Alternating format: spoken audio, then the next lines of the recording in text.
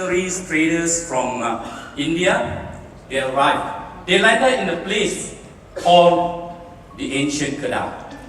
Now this place, what to prove of this place is that we've seen many archaeological artifacts. And these archaeological artifacts, we can see it at a museum, and also you can see it at the Kolkata Museum. Because long ago, during the British period, in Malaysia that time, we don't have a museum. So, in 1834, when they found an important artifact, they sent over to India. Because that time, in that time they called the Peninsula Malaya, they sent over here because under the British. And later stage, when archaeologists actually they start excavating, they found numerous artifacts.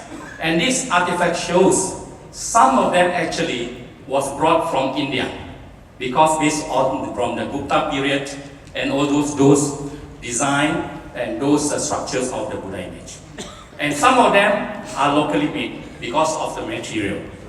Now, what we see also recently, if you all have watched some international social media, the latest they found was the Buddha's Rupa, which is a human size, is about 8th to 9th century, in a place they call Bukit Choras.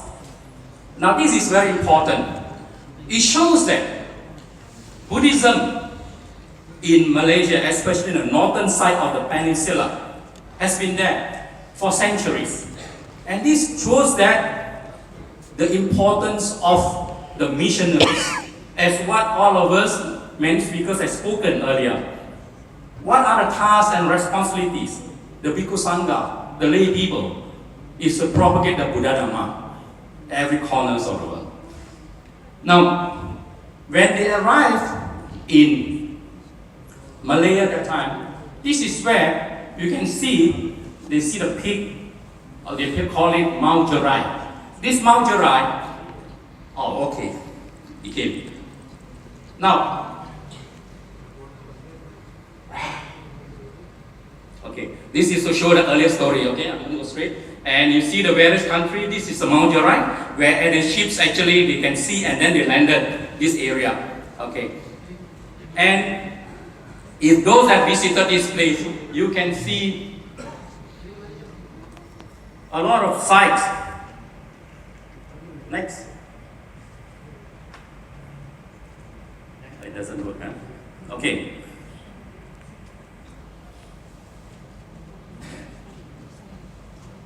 Okay. Now, there are many sites in that area.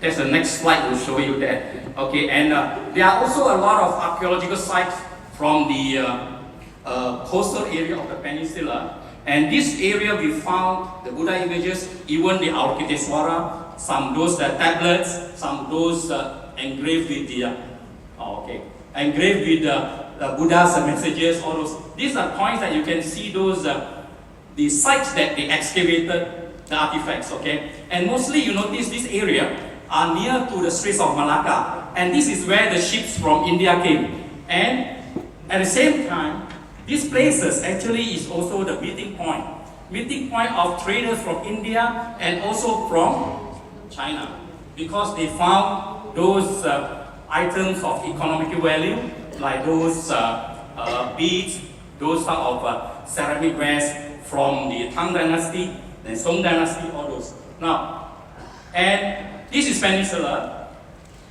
This is what you're looking at. This particular map is the red dots. Those are actually the sites. And some of friends, you all have visited that, and they are still excavating. And we believe that there are still many sites that has not been touched yet, because based upon archaeologists from the olden times by the British, they have actually maybe just superficially looking for some important things. After that they left, okay? Now, the other part of Malaysia, we have the West Malaysia and the East Malaysia. They also found some artifacts, a place in region they call Sarawak, that this is where, or they call it the Buddha image. Now you are looking like that. Now, on your left hand side, bottom left, the last second one, the one you can go to this Kolkata Museum. The original one actually is in India. They sent over from Malaya that time to here. So when I want to see the original one, I must come back to India to see this. Please open the door for us, okay? And the one that on the right hand side, that is the artifact actually they found in one of the older sites with the particular teaching on the Sagara Mati Paripacha is one of the old sutta, especially from Mahayana. Okay, the original one is still in Malaysia, is in the heritage department. Yeah, these are things that actually they found, and some of those artifacts on the second one that they found it recently in August. Okay, now these are the Buddha images that we found in Malaysia. On the top left, you can see, but this is the replica. If you want to go to see the original, you need to go to Singapore. Brother Jimpa, please open the door.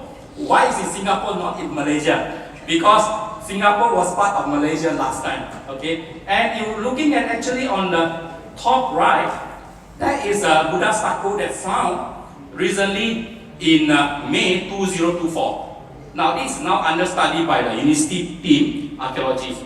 Okay, it's not open yet. They are studying, and they have found 3 pieces. 2 of them without a head, and they have to put all the parts together because it's broken. Now you look at the bottom right, that is actually at Bukit Choras. They excavated, and they are still doing the excavation. Okay, and on the top left, that is the stupa, which is about 2nd century, early 2nd century. Based upon this, we are saying that Buddhism in Malaysia actually arrived about 1st or 2nd century, based on facts.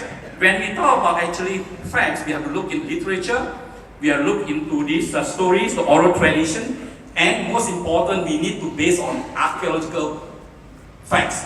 Because sometimes it doesn't have that, it's very difficult. Like when Venerable Yongxian mentioned about the Suwana Bhumi, the artifact they found by in about 7th century, that one, about King Isanawaman one, that is important to prove the name of Suwana Bhumi existed. Although we know that actually in the Mahavamsa, the Chronicles of Ceylon, they mention, when we know about King Asoka, the 3rd century BC, but it needs to be proven.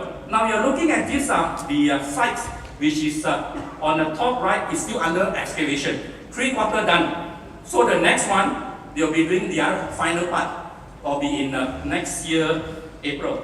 Now, Malaysia, Buddhists actually, we can consider sizable. We are about 19% out of 32.5 million, and we have that to show that. Okay, I'm going to quit. Now, who are the Buddhists? The Buddhists are all of you, all of us here. You can look, we have the Myanmaris, we have the Thais, and we have the Chinese, and most important, all of us are united together under the International Buddhist flag. That is the story of what Buddhists are about globally. Now, brothers and sisters, and we have tradition, Mahayana, Theravada, and Vajrayana. So it's very normal for us when we see Sangha members of different ones. Okay? Now, and you have many temples. We have actually about 2,000 Buddhist temples and centers in Malaysia. Okay? Those by lay people. What is most important is that in Malaysia, we have this type of cooperation between the Bhikkhu Sangha and also lay people. You are looking at some of those monks that has contributed towards Buddhism in Malaysia, all the tradition. And the organization set up by lay people, which actually are very active. Why? Because they are working together between the monks and the lay people, working together for the Dharma work. Buddhist education is mentioned by many people, and we are talking about working together with the Dharma teachings and also the meditation classes is growing actually. And this we have to thank to all the friends from different parts of the country, because all the countries people send their representative, the monks, to teach Buddha Dharma in all these 100 years. This is very important. And what we are looking at, charity and welfare, now Malaysia are quite helpful in a sense, because what you take, you must give back to help each other, brother, sister. Okay? Now, and government affairs on highlight, Malaysia, even though 63% are Muslim, Vesak holiday or Vaisakha is actually a public holiday in Malaysia since 1962, because the monks and the lay people work together to lobby the government to declare it a national holiday. So this is something that we are very proud, because we work hard and the government recognizes our presence. right? And publication, we have a lot, multilingual, okay? And we sing songs, we sing hymns, we perform. We also, as Buddhists, we also enjoy ourselves because all of us, as lay people and the Buddhist Sangha, we have a symbiotic relationship, working together for a Buddha Dharma now and future. Thank you very much.